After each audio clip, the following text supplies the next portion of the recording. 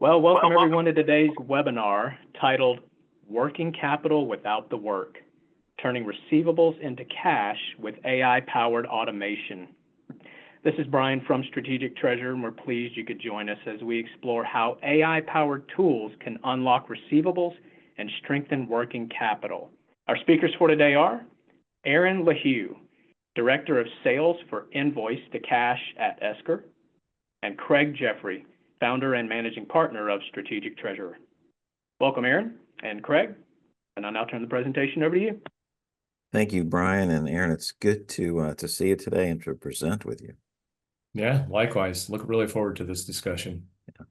Again, we'll add our thanks to each of you for spending some of your time with us today on this great topic. Let's get into it. So what are we covering today? We've got our agenda on the screen in front of you. We'll begin with priorities in finance. So what matters most? And some of those areas we'll bring up will be liquidity, efficiency, and control and security, among others. So those are finance priorities. Those may vary whether you're in AP, AR, or Treasury, but as we look at broader finance, we'll see those all surface. As we look at challenges, what are some of the impediments to cash flow? Think of the cash conversion cycle inefficiencies that can exist. Handoffs, breakages, lack of visibility, those can be impediments. Certainly there's fraud, and certainly there's expectations that can be a challenge. Expectations around knowing when the cash flow is going to occur, the issue of forecasting accurately. But there's help from AI, according to our agenda. What does that look like? Well, there's help with artificial intelligence to help perform analysis more quickly, more rapidly, more completely.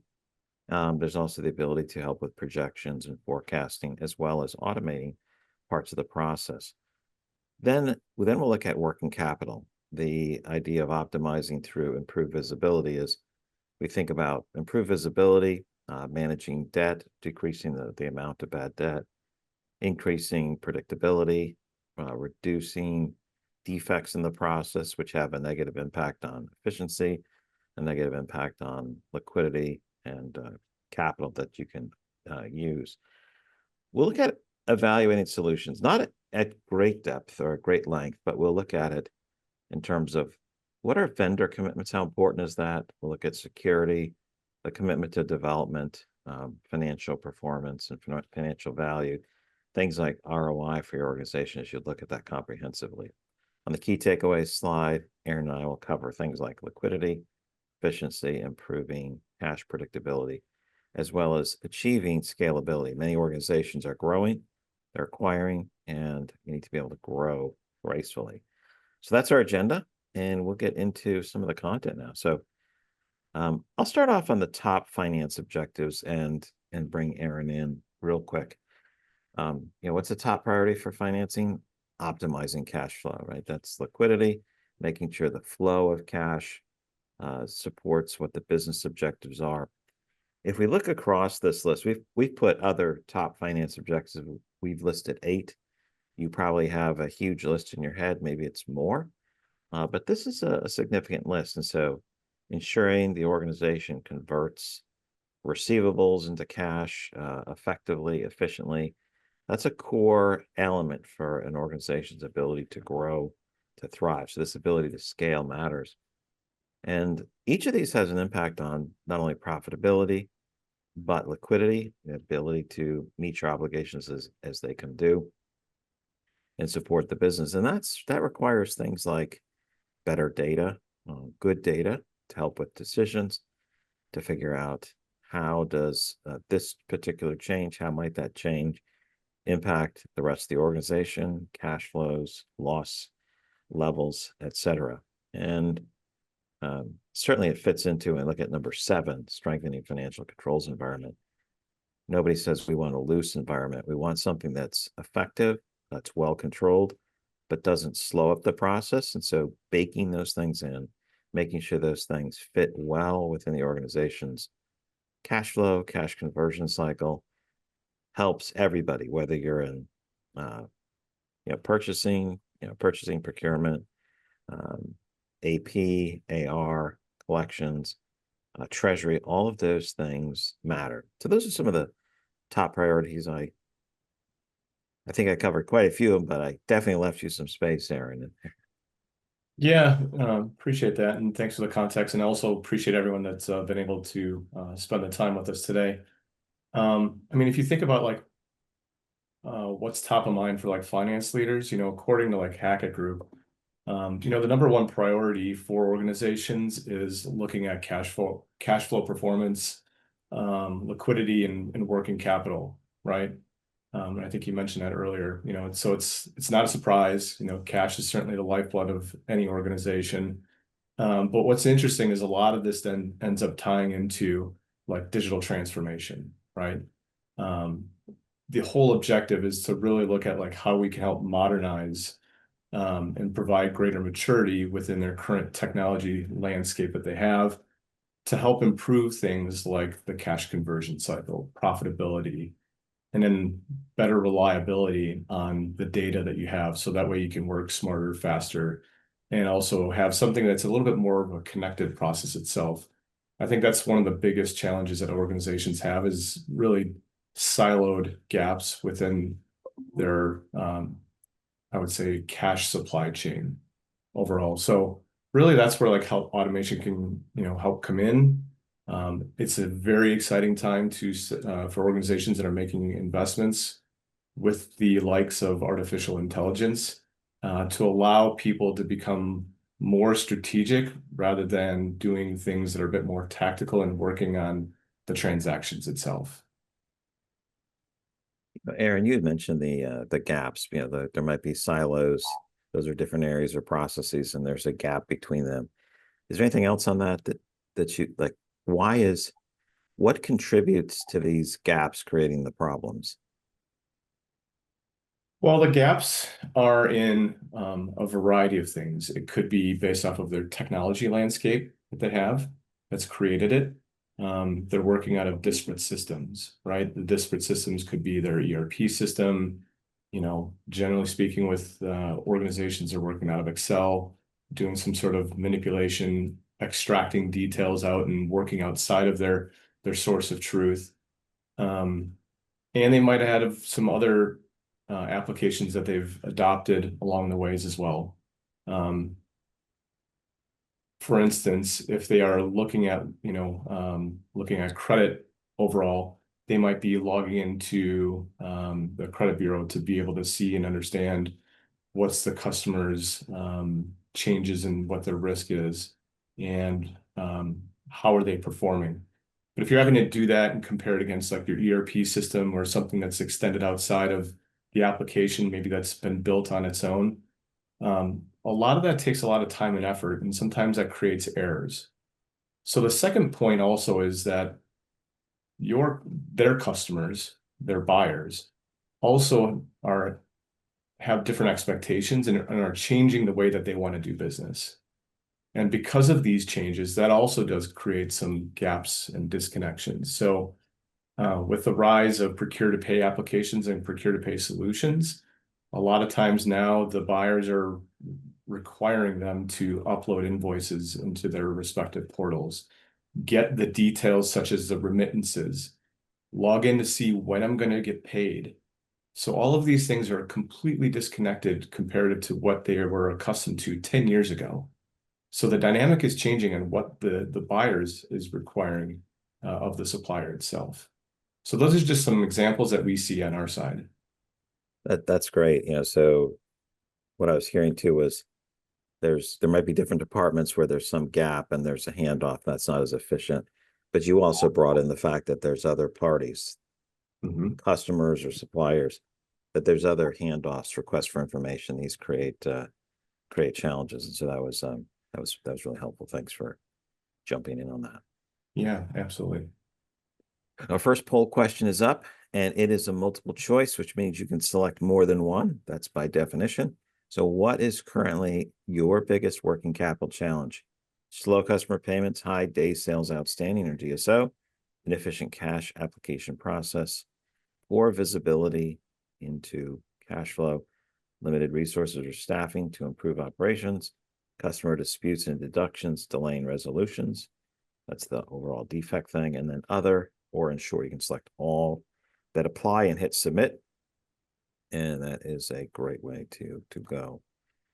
we are going to ask, I'll just ask for, let's pick a number, 85 people, after you submitted it, to type the word Esker in the chat box. And if you do, if 85 people type that, everyone will get the results of the poll in the deck when it's sent out. So instead of the question box, it says to see the poll questions, it'll have the results there. That's a great way to go. We love the engagement, appreciate it. And then typing Esker helps you remember who brought the content to you today, participated with Strategic Treasure. So we appreciate that.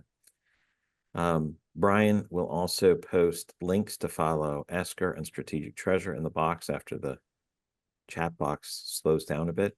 And we encourage you to follow both companies to keep in touch. It's a great way to do it. All right. So,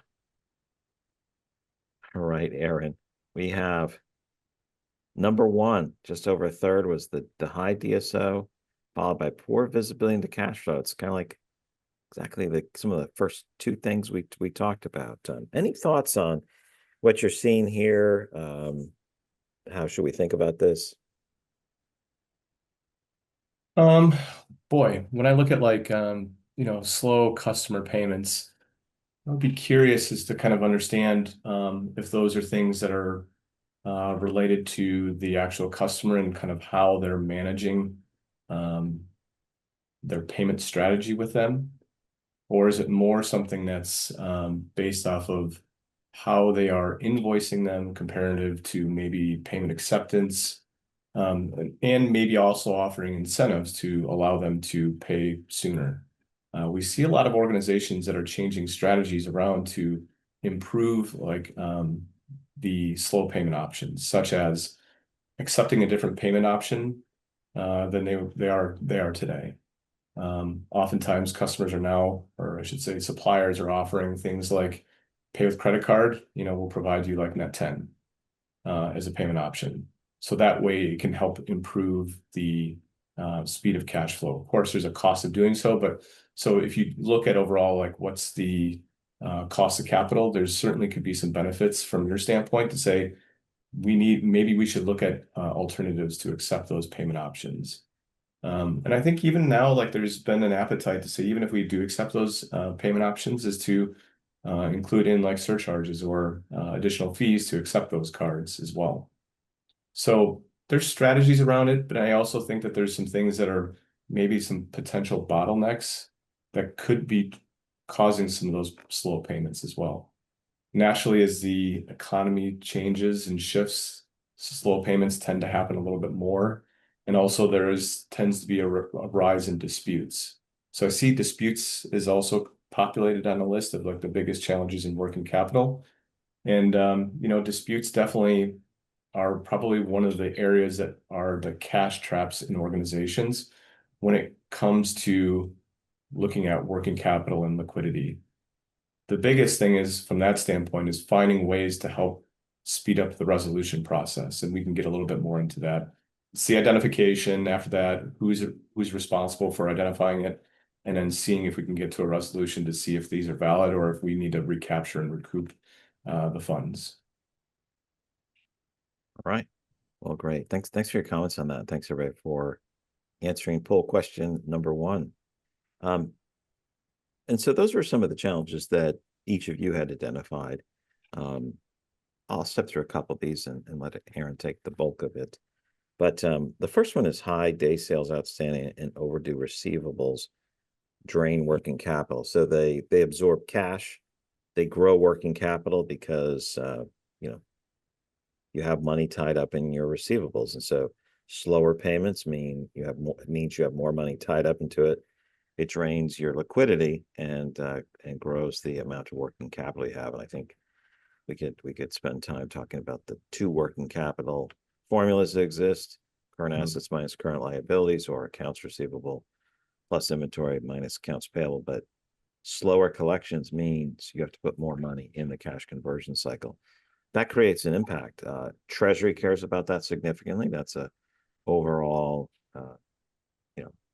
balance sheet concern and a requirement they have to solve for. And if it's particularly slow, it impedes the organization's ability to grow because it disproportionately impacts the capital that's necessary to fund growth in receivables.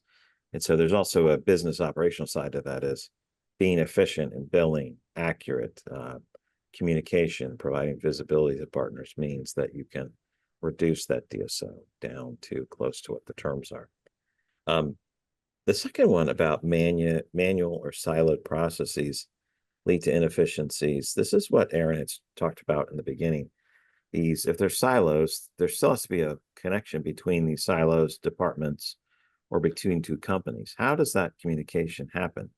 Is it a manual interaction? Is it paper being printed or something being rekeyed from someplace else? But if it's not digital, if it's not fully integrated, fully balanced, that means it can't scale as well. It means there's a larger number of errors.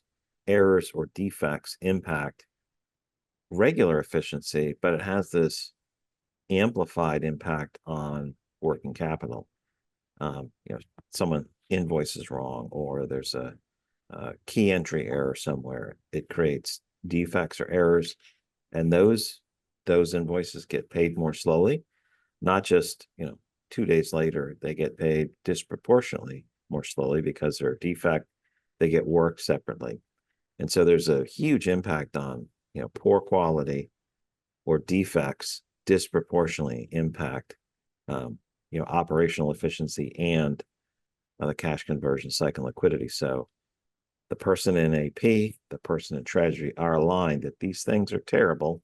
They may feel more pain on the capital side of their treasury, or on the efficiency side of their AP, for example, or AR as well, but particularly AR in the example I just gave. So those are real challenges. They're common, and everyone's looking for a solution for those.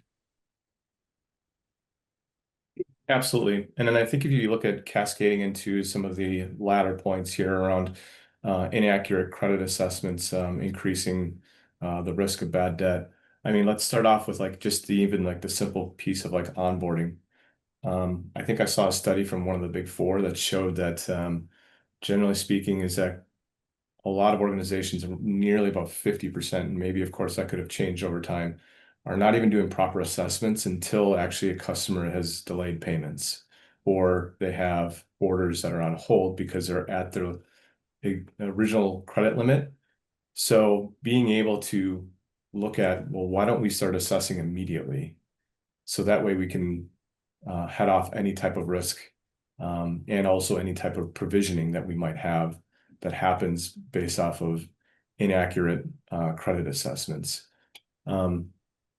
What some of the organizations that have a bit more of a mature process, what they're looking at is not only looking at external data from the bureaus and so forth, but then also secondarily is then using their own information, such as looking at trends in payment behavior, payment history, and then generating essentially a weighted scorecard to then look at risk assessment over the organization. And if you're able to also help couple that with getting, if they're publicly traded, you can get their financial statement, or if they're private and you have a large organization that you have a fair amount of exposure with, is then getting the financial statements from them and seeing overall what's their liquidity and what's the spread across their liabilities and assets to determine, what's the long-term health for this company and how has it been trending year over year to help also avoid any type of bad debt situations. Some cases with bad debt, if you're getting alerts from the credit agencies and stuff like that, sometimes it might be too late. So you have to sort of help do your homework, be connected into specific networks, understand and speak to your peers to help avoid any type of bad debt situations. Next is kind of looking at limited visibility. I think most organizations now have a stronger appetite at looking at real-time information into the receivables. And it's really, really hard to help prioritize things like collection efforts or forecasting if details are not provided in real time. I think there's a mantra of you can't necessarily improve what you can't measure. So from that standpoint, if you have things that you can see within your ERP system, but some of the details may not be captured within your source of truth. So things like, collections effectiveness, how effective is your strategy across your customers and your portfolio? What's the effort that takes into collecting from customers? How often are we reaching out? And is our strategy that we have dialed in and fine-tuned? So a lot of these things help improve by having visibility across of that.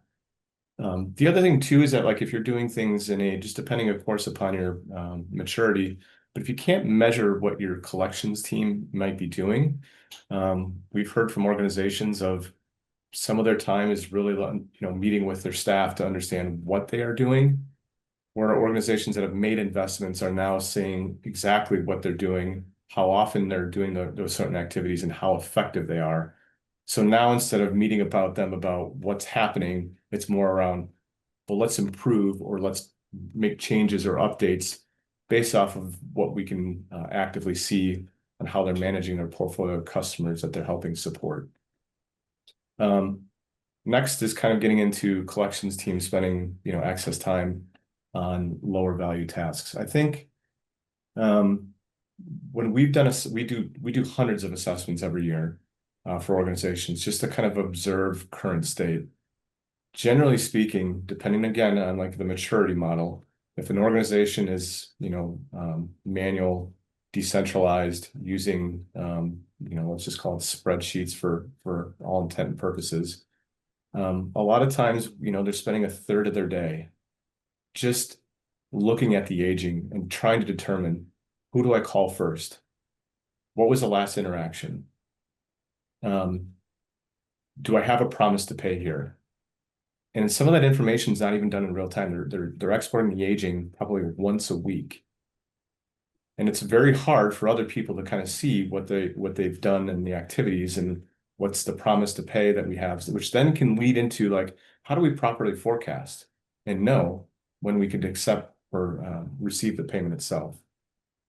The other part too is that we all generally see is that 20% of someone's time is being spent doing things like reissuing copies of invoices, sending them statements.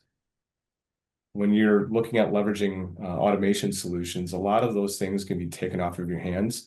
So now you're working more with the sales teams or other departments cross-functionally to say, well, how do we improve, obviously, the customer's payment behavior? And also maybe there's an opportunity where we can extend additional wallet share to say, if we do these things, maybe that'll improve our overall relationship with the customer by seeing when are they disputing invoices and why and how often. If we maybe make some of these changes, we'll see better performance on their payments and also improve our relationship with the customer. So you can see is that instead of working on more clerical tasks, you can be more of a strategic partner within the organization to help drive performance excellence and also just give yourself a competitive advantage.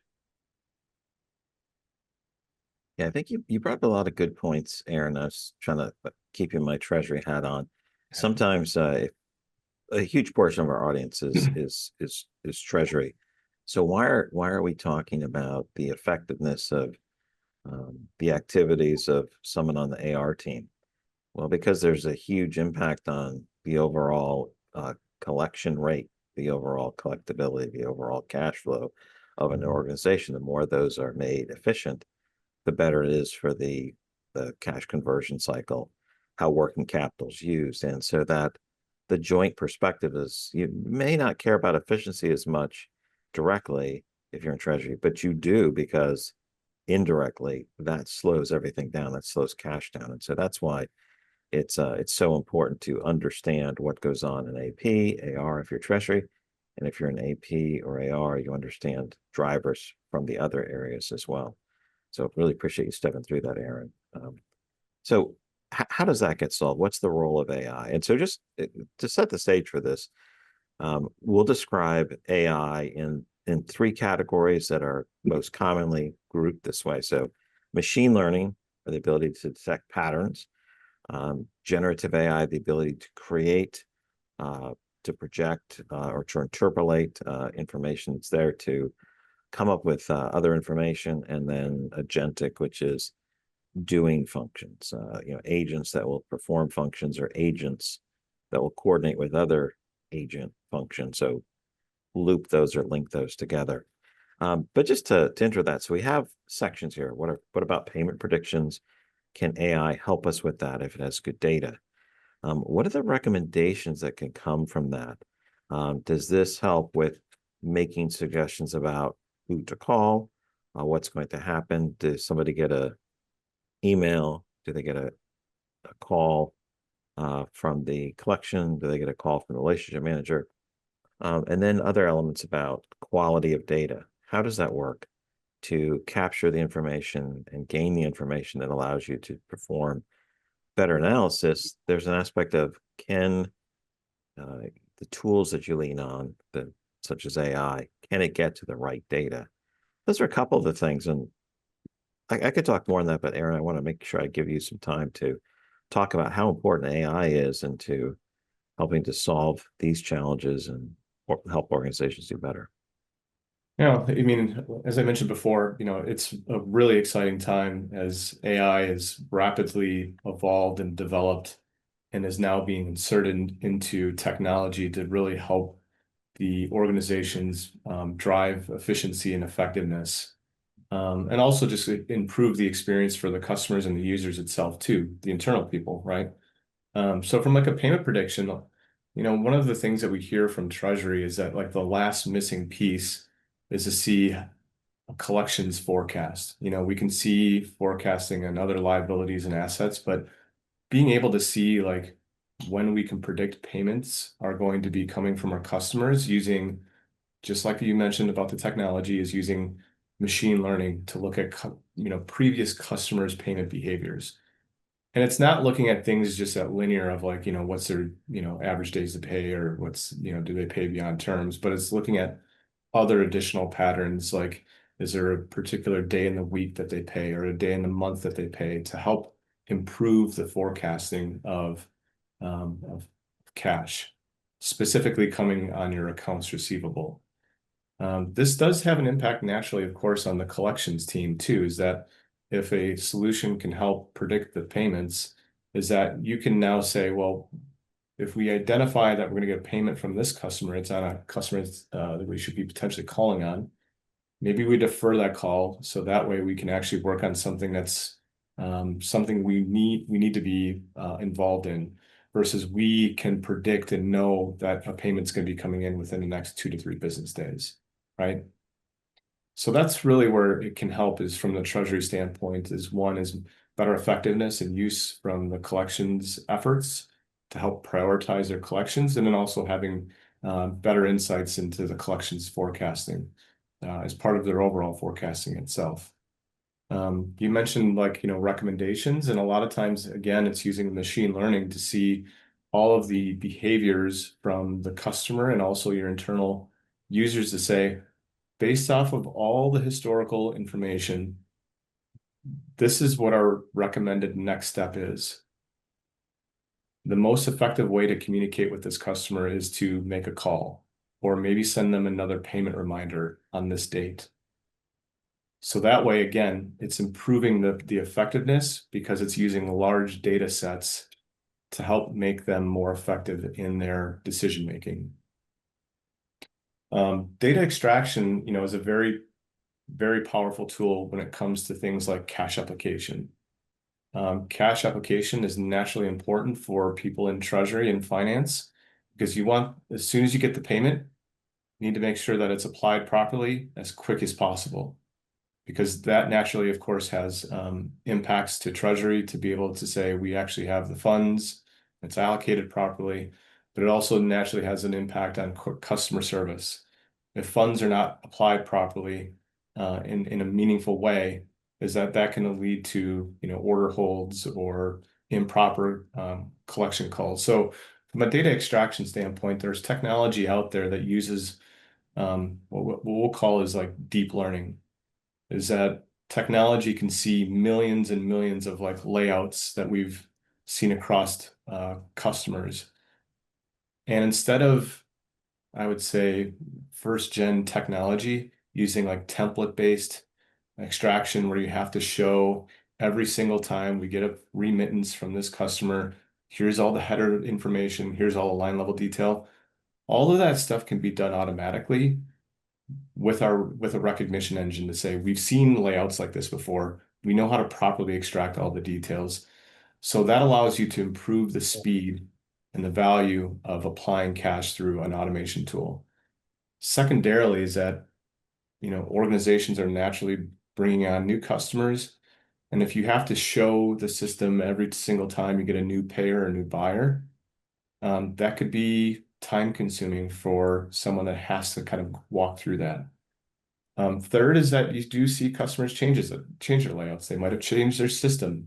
Maybe they were using a system like Oracle and now have switched to SAP. The format and the layout is naturally going to change, and that can create some adverse bottlenecks to applying cash as soon as possible. So using advanced technology to do the data extraction is very, very powerful in the ability to not only see the speed and the value, but also to help scale. There's a very exciting technology now that's being involved on the data extraction also, which includes things like ChatGPT to look at like unstructured data, which has never been done before. So if you have like unsophisticated buyers that may have sent you a payment, but no payment details, and then you correspond back to them and say, how do I apply this? It can read the body of the email and say, pick up all the details and say, all right, we're going to go ahead and automatically match based upon the unstructured response they provided to us. Last, to kind of round things out, is then the content analysis is then, large language models has been very, very impressive in terms of seeing content, reading it like a human, and then generating like an automated response and a suggested response. And the responses are wildly accurate. The customer might say, can you please send me a copy of this invoice? I haven't seen it. It can do things like automatically populate a response and then include the attachment of the email. Of the invoice automatically. The other part too that I think organizations find that is very useful is that if you have this long chain of correspondences that are going back and forth, it's just to help summarize everything. Instead of having to peer through the entire email chain, is to give a quick snapshot, what's happened, what are some next recommendations. Again, that all applies to being more efficient and effective and really, really helping the organization improve the working capital. Yeah, thanks for that. I'm reminded when some people forward emails that have 65 exchanges, like, please read through this and understand what goes on. It's like, no, I can't. I got to go back till the dawn of time and read up till current to see what's occurring. So the summaries, that's a really good example. So our second poll question is up. It's on AI powered automation. Which areas would be most helped by AI powered receivables? So it says most, but it's something that would be significant. So anything that would be significant. This is a multiple choice, not single choice, unless there's one that stands out. Everything else is lower. Feel free to pick all that apply in your case. I think we have enough. Thank you so much. All right. So go ahead and hit submit as soon as you've entered everything. Freeing up staff time for higher value work, that makes tremendous sense. The efficiency and all the other attendant benefits. Number 2, enhanced forecast accuracy. And then reducing DSO. It's interesting that AI is picking DSO as number 3 when, the last question we had listed the issues as, forecasting and DSO were 2 and 1. Any thoughts on this? Any brief thoughts? Well, if you look at like the top response of freeing up staff to do higher value work, a lot of these things then can help correlate to make improvements into the performance, such as reducing DSO and improving cash flow. So that totally makes sense. And working with organizations now is that I don't think that artificial intelligence is really there to help replace people. It's really just to give them empowerment to help do more with the existing staff that we have. I think we all recognize there's plenty of work to do. It's just how can we help unload some of the lower value tasks so that way I can be a bit more strategic and really, really make an impact and also really value the work that they're doing. Excellent. Thanks for those comments. And we are back into the discussion on process improvement. I'll highlight a few things on the left side and then flip it over to Aaron. But how does a process improvement work when we use automation that's infused with AI that helps? Simplified credit review and credit risk monitoring. If you have tools that can grab that, provide summary information that people used to do, you save elements of time that were done by people doing steps in the process, or by providing a more thoroughgoing compilation for that broad group of customers that you may have. Your largest customers, you may still do that. A person may be assigned to it, but you can't get through the whole list. And so I think Aaron had given an example of you start doing a credit review when there's a problem where, well, now you have the ability to do credit review before you ship things the first time or on a regular cycle because it's not as people intensive.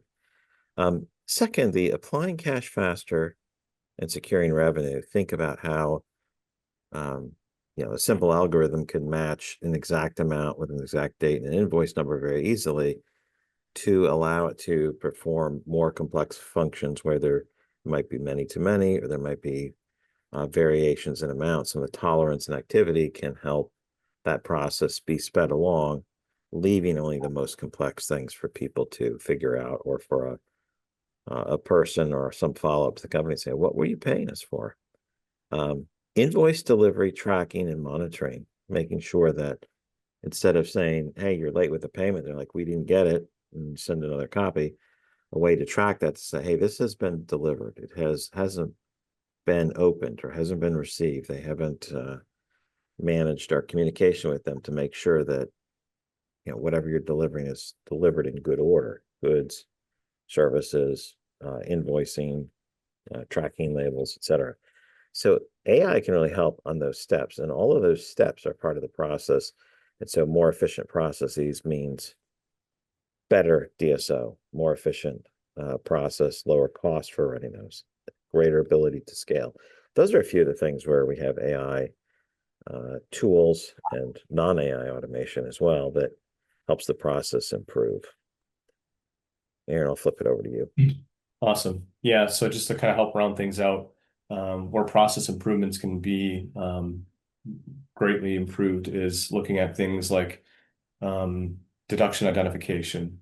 I mean, it's critical to make sure that you have, a proper set of reason codes, and also be able to identify the deduction as quickly as possible, because that really helps kickstart off the identification and how to get to resolution. In some organizations, we see if they're just applying them to kind of like a generic GL or a generic, reason codes, it's really hard to proper do assessments and who to assign ownership to and what's the follow-up on this.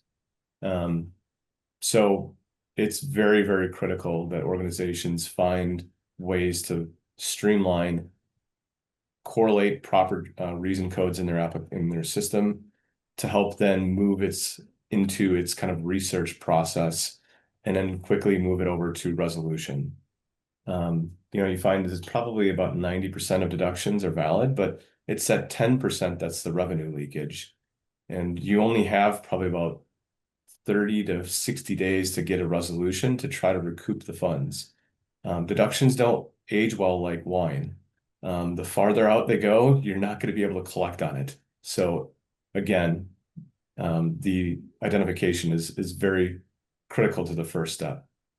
Looking at like portal integrations, like this is another thing that's starting to drag organizations in terms of like working capital and DSO. Is that if you think about it in a manual state, if you're having to manually upload invoices, the time doesn't start ticking as far as like when the invoice due date until like you actually submit the invoice into the portal. So if you're 5 days behind to the supplier or the buyer, it looks like it's net 30, but you're really not getting paid for 35 days until you actually upload and submit the invoice. So it's critical to look at integrations into portals and using agentic technology to help quickly upload the invoices, have it be something that's scalable comparative to older technologies like EDI submissions, which is very, very labor intensive.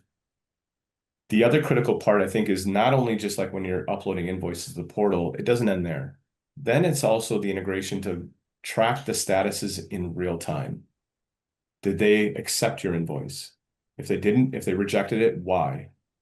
Oftentimes we see is that organizations in a manual state are not seeing the invoice that has been disputed until the invoice due date has been exceeded. So now you're playing catch up to try to figure out, all right, well, now we have to jump on this and figure out a resolution to this, where if you have an integration, you can get that information in real time to help assure that you can get paid time in full. And then looking at like risk-based collections prioritization, I think organizations have a stronger appetite to say, well, based off of customers' payment behavior that we've seen, and if behaviors have changed, whether it's through external information that we're finding from credit agencies, or it's your own internal data based off of like payment history. So they're changing from paying in 35 days, and now you're noticing they're paying in 42 days. Is to help dynamically change them into a different collection strategy. So that way now, instead of calling them, let's just use an example, 10 days beyond the due date, if their risk is changing and their behavior is changing, we need to be more proactive with this customer.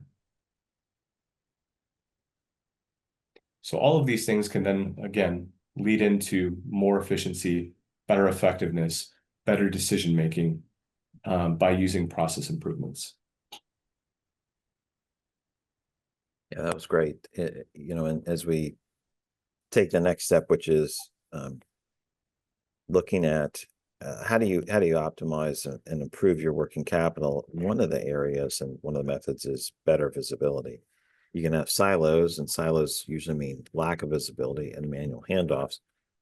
But what makes sense here? I just wanted to introduce this topic. Aaron will cover it in more detail. It's this idea that if every party knows what's going on and they know when things are happening, there's less manual interactions about the status, for example. Every manual interaction is inefficient. It's a type of defect. When are we going to get paid? Oh, it's scheduled for 3 weeks from today, 2 weeks from today. On this day, it's going to get paid. If that can be self-served, if that can be managed, there's less requirements for people to involve other people, and the process improves. So not only does the process need to be efficient, visibility helps with the efficiency because everyone can see what page we're on and where we're on that page. I know there's a lot more I could say here, but I want to make sure I leave you enough content on this one, Aaron. Yeah, for sure. And I think appreciate you kind of leading off. And kind of like we started off is like, working capital is certainly like the lifeblood of an organization. So that way they can, continue to make more investments in the company in order to then become more competitive and offer different services to their clients and also provide scale to them as well. I think one of the things that we often hear from leaders is that they want to make sure that they can help clean up their balance sheet. So that way, from their standpoint, is to the respective shareholders, is that they show that they are an organization that is well-oiled, well-defined, and also they are selling to a good customer group, customer base, right?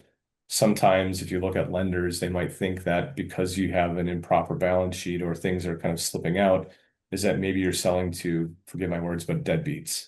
And it might not be the case, so if you look at kind of like process improvements or using technology to help improve the balance sheet, that obviously can help improve your borrowing rates and your borrowing capabilities. And that, I think the other piece too is, of course, naturally, like, reducing DSO that allows you to work off of your own capital versus having to, lend from the creditors that you work with today. As I mentioned before, is that, resolving disputes is naturally something that is organizations want to do as quickly as possible, because the longer those things hang out, the chances of write-off are much greater. So all of these things have, a stronger impact on working capital from that perspective. In a perfect world, a customer would want to make sure that they, pay your invoice on time, and collectors are only calling on invoices that are just beyond terms. But a lot of times it's doing the research because they're disputing an invoice for a reason, because it was, the incorrect PO number was on it. You didn't bill me for the right pricing. There was something wrong with like the shipping, or milestones weren't met. So all of these things impact, really the collectors on what they have to do in order to make sure that they can either get paid on time or resolve the invoice to then get the payment thereafter. So again, just kind of some anecdotes of what we see with organizations on things that they're generally challenged with. And they find that technology can naturally lend a hand in these things with automated workflows and greater visibility. Great. That brings us to poll question number 3, our final poll question. This is select one. Where are you in your automation journey for accounts receivable and collections? Currently evaluating, actively implementing, already automated and expanding capabilities, no plans to automate, unsure, exploring options. If one of these doesn't fit exactly where you are, pick the one that you determine is closest and go ahead and submit. We're going to just show those results so that people can see. If we have enough responses, we'll include that when we send back, but we'll move on to a case study. I had asked Aaron to provide an example of how at least one company had used AI to help in the cash conversion cycle on the AI side. So he's going to step through a case with healthcare, so healthcare related organization. So we'll do that. And we have enough Eskers in the chat box, so everyone's good. Great participation. Really appreciate the audience engagement here. So thank you so much. So fill in the poll, hit submit.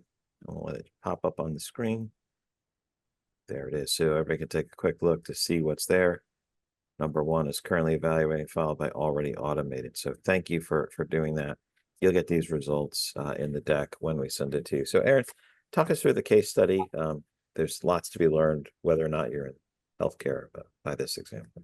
Yeah, absolutely. So we have quite a large breadth of organizations that are in the life sciences that do business with us. And here's just one example of an organization that was prior to Esker. They actually were using us in accounts payable to help automate that. And then they said, well, let's look at the other side on order to cash to see where there's some optimization. And what we found from their standpoint was that, although SAP is a great source of truth, it did have some challenges in terms of like providing some efficiencies, effectiveness, and also the ability to empower their team to be proficient in what they do. So the organization, worldwide, global organization, has locations 30, across 31 different subsidiaries. And really what they found is that, they needed a tool to help really automate the things that could be, so that way they could then work on the things that are a bit more meaningful, such as sending out payment reminders, automating invoices directly out to their customers, sending out statements and so forth. The other challenge that we often find with like global organizations is that they might have same customers, but different customer IDs. So actually allowing to say, well, why don't we help centralize one particular person that takes ownership on the account? So that way they are collecting across it rather than having 12 different independent people trying to reach out to the customer. And even if they have different accounts payable people, just to help manage that. Again, a lot of this then drives the governance, the proper structure within a company. So for them, what this allowed them to do, and also prioritizing their collection efforts on who to call, when to call, all drove greater efficiencies to really cut their DSO in half. I mean, this is probably one of the greatest case studies that I've seen, from moving from 130 days down to 60 days in DSO. Think about the working capital improvements that brought to that organization, multi-billion. So you can kind of can imagine what this means to the cost of capital that they've saved for this organization. We have plenty of organizations that, like I said, mentioned working with us in life sciences and see instantaneous results. And these results are not seen over like a 2-year period. They're seen within like the first 6 months. So again, this is one example here of an organization we work with, and we're very proud. And they should also be very proud of the results. So it's not all Esker. Naturally, takes some change on their side to help incorporate that in. Yeah, thanks for stepping through that. I know case studies put to life some of the concepts and theories. I know Esker has a number of case studies that you can download or can see and ask for. So appreciate you stepping through that. Why don't you start us off on evaluating solutions? Like how do we think about choosing the right automation providers based on different areas, but that maybe just you could start us off on this and I'll Yeah, and finish. there's a lot of great options out there. So, I mean, again, it's an exciting time to have options available to you. Let's start off with like industry experience, right? Do they really help understand our business, and do they have like proven AI capabilities? I think when organizations are really making some initial evaluations, you have to kind of look beyond like the flashy features, focus on their ability to implement, execute, and do they actually have proven results from their customers? Second is then looking at, we'll kind of get into like customization and flexibilities. Um, I think organizations now have a greater appetite on saying, is a solution, can we help scale? Is it scalable? What I mean by that is that, like, is there the ability for us to make our own unique configuration changes within our applications? And can we have ownership of it to make policy changes, updates, and so forth that are flexible to our business, comparative to having vendor reliance? So again, all of these things help with providing greater results, more flexibility, and allowing organizations to scale. Of course, security and compliance, this is a big deal. Security has become something that, the CISO, the CIO is very, very concerned about. And working with companies that naturally have the right security protocols. So they should, of course, have like, SOC 1, SOC 2 reporting and compliance available to them.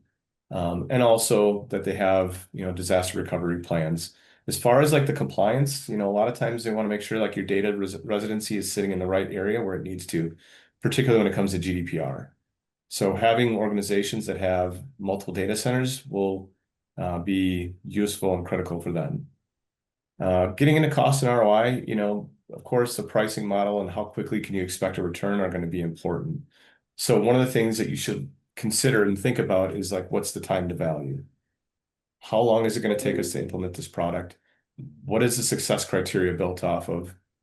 And when you're looking at making an automation project as part of your initiative, is think about what's the potential minimal viable product. What can I execute and see results on quickly? Define that, celebrate it, and then continue to optimize. So working with organizations that have a bit more of an agile approach will help you support that type of speed to value approach. The other piece that I don't know if I touched on, I think I got on them all. Is there anything that you want to add to that, Craig? No, I would just summarize a couple things that you said as one, or highlight. One is how well does the system or the vendor, the solution provider, address your current needs? What technology they putting it on? How committed to development of the solution are they? So will it increase in value over time? All of those things matter pretty significantly. And yeah, appreciate you stepping through that.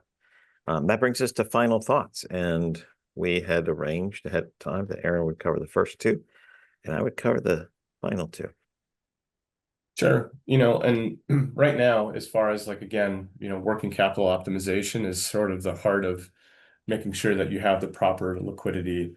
And if you look at receivables, naturally, it's one of the largest assets that are on the balance sheet. So it's no longer being ignored. So I think organizations are now seeing this as instead of a cost center, is more of a profit center, and a way to actually help generate their own working capital needs to help with the investments. So now I think organizations are looking at modernizing the back office comparative to before when investments were made into marketing, sales, and other areas. And a lot of this is going to really help improve the visibility across, what's outstanding, where our efforts should be applied, providing instead of historical data and an analysis, and moving more into predictive modeling to give you better insights of what you can see in the future in terms of like cash forecasting. And not only that, but the right appropriate actions and anecdotes to take to improve your working capital. And naturally, this all moves into where automation can help tailor into these things. And a lot of these things that we talked about with artificial intelligence and cloud-based applications is to really eliminate those manual bottlenecks that you may have now. And those are probably caused by siloed systems, changes in your customer behavior, and being able to help adapt to them.